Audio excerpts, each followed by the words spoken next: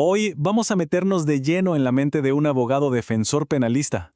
A través de las ideas del jurista peruano César Nakazaki Servigón, vamos a explorar qué es lo que realmente se necesita para defender a alguien frente a todo el poder del Estado. Y todo arranca con esta frase. Porque no estamos hablando solo de leyes y procedimientos, no. En el fondo de cada caso, lo que hay es un drama humano. Y para poder navegar ese drama, la única brújula, la única herramienta real es el conocimiento. Este va a ser nuestro mapa. Primero, un principio básico. Después, veremos cómo se aplica en un caso de la vida real, uno muy fuerte. De ahí, saltamos a la pregunta de ¿para qué existe el sistema legal en primer lugar? Luego, analizaremos un escenario extremo, una crisis de poder, y cerraremos con lo que el autor considera el arma definitiva de cualquier abogado. Muy bien, vamos con el primer punto. La base de todo este oficio, según el autor, viene de una idea heredada del gran jurista Eduardo J. Couture. Así de simple, y a la vez, así de profundo. Para Nakazaki, esto no significa memorizar códigos como un robot. Significa entender que el derecho es un campo de estudio que nunca termina. Que para una buena defensa hace falta saber de muchas otras cosas. Cosas que van muchísimo más allá de los libros de leyes. Bueno, la teoría suena bien, pero ¿cómo se ve en la práctica? Vámonos al primer caso de homicidio que defendió el autor, una historia tremenda en Chiclayo, Perú, que lo cambió para siempre. Imaginen la escena. La policía ya tenía una confesión firmada. El acusado admitía haber matado a su padre. A simple vista, el caso estaba cerrado. Parecía que no había nada que un abogado pudiera hacer. Y aquí es donde el mandamiento de estudiar lo cambia todo. El acusado le dice al autor que esa confesión se la sacaron a la fuerza, con tortura, y que él es inocente. En lugar de rendirse, el autor se pone a buscar una grieta en la versión oficial. Y la encuentra, no en las leyes, sino en la ciencia. Y aquí está el punto de quiebre. Negro sobre blanco. La confesión forzada contaba una historia, pero el protocolo de necropsia, un documento científico frío, contaba una historia completamente diferente. Los hechos, los datos duros de la ciencia, contradecían la narrativa que se había construido. Y fíjense en esto. Como el autor no encontraba un patólogo forense en su ciudad, no se detuvo. Buscó a un especialista en un campo similar. Y fue este perito, con su conocimiento técnico, quien demostró que la causa de la muerte era imposible. El saber de otra disciplina se convirtió en la llave que liberó a su cliente.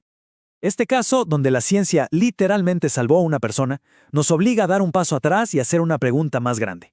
Si la ley no es solo un montón de reglas, ¿cuál es su verdadero propósito? ¿Qué protege en el fondo?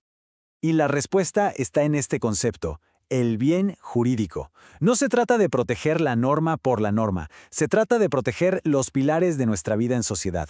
Las leyes son como un escudo que defiende estos valores que consideramos esenciales. Y aquí tenemos algunos ejemplos clarísimos. Cuando una ley castiga el homicidio, lo que está protegiendo es el bien jurídico de la vida. Cuando castiga la difamación, protege el honor.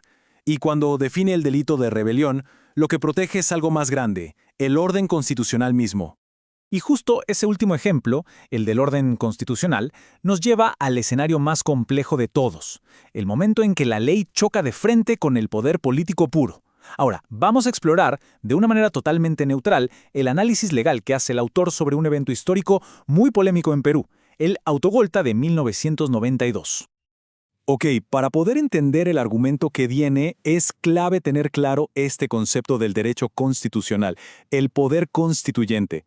En resumen, es la idea de que la máxima autoridad, el poder definitivo, no está en el gobierno ni siquiera en las leyes, está en el pueblo.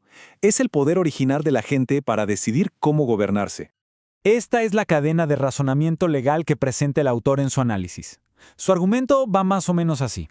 El acto inicial fue una ruptura del orden, sin duda, pero la reacción posterior del pueblo, al participar masivamente en las elecciones que convocó ese gobierno, funcionó, desde esta perspectiva legal, como un acto del poder constituyente.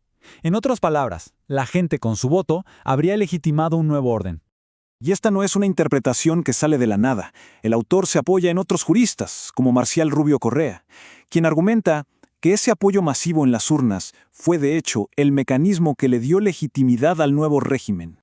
Bien, después de pasar por un caso de parricidio y una crisis constitucional, es momento de volver al principio. ¿Cuál es entonces la gran conclusión del autor sobre el oficio de un abogado? La respuesta es esta. El verdadero poder, la verdadera fuerza de un abogado no está en sus contactos, ni en las influencias, ni mucho menos en la corrupción. Está en el estudio riguroso, en el conocimiento profundo que abarca muchas disciplinas. Está en defender usando solamente el derecho como herramienta y como arma. Y cerramos con esta pregunta para reflexionar. En un mundo donde el poder, ya sea político o económico, a menudo parece aplastarlo todo, la visión del autor nos deja una idea potente, que quizás la herramienta definitiva para equilibrar la balanza de la justicia es y siempre será el conocimiento.